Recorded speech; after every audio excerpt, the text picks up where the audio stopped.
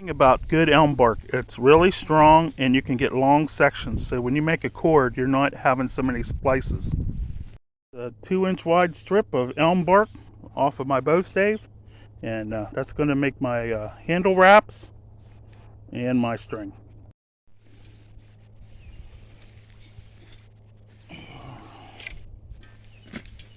All right, I got my survival knife and my bow stave, and we're going to split. So you see we have one side that has a natural reflex and the other side has a natural deflex, and we got a branch sticking out here, so we're going to split. We're going to start at what would be the bottom of the bow, or of the tree limb. We're going to try and set up in the middle. Now this is only an 1.5 inch sapling, so it's going to make a nice target weight bow unless I make it real short. And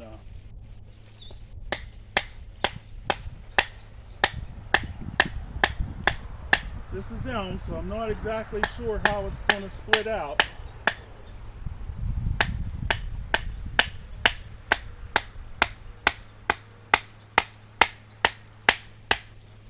See, that knot from that branch is making it go a little.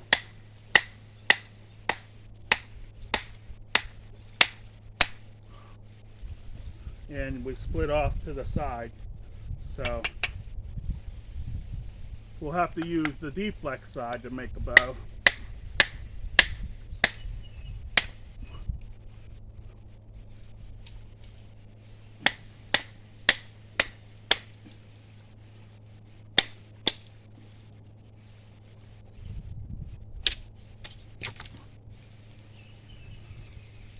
Now my grandson likes to shoot, and you can see the deflex that went into that, and that'll be a good enough piece to make a kid bow.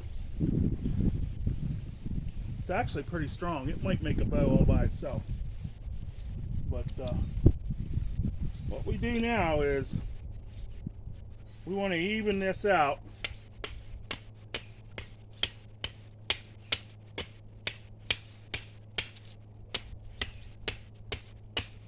Now we want to get to the center.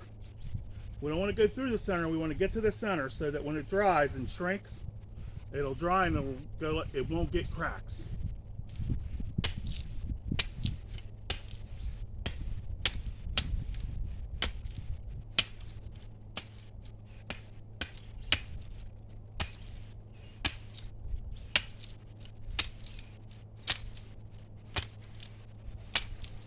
And you notice how I'm splitting, so I'm staying with the grain. You know, I'm going with the old grain and splitting down.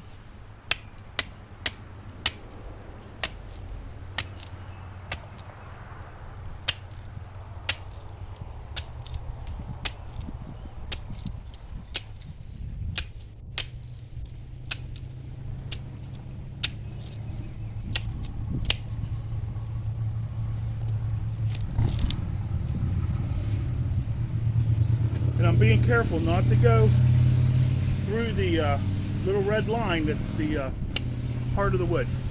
And that's all I got for now. We'll be back when we're shaping some more.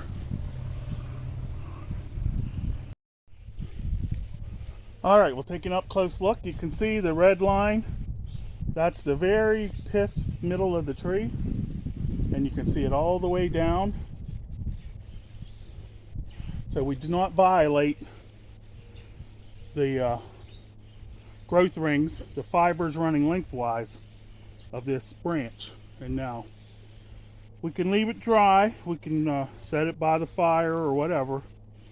And if we want to put some reflex in it, we can actually put a string on and let it dry. Let me move back here. We put a string on, piece of rope, and let it dry in this position. It'll have a natural reflex. We'll have to work around this knot, this old branch. But That should make a nice elm bow, and it's thick enough. If you make a backwards bow, which is what I might do,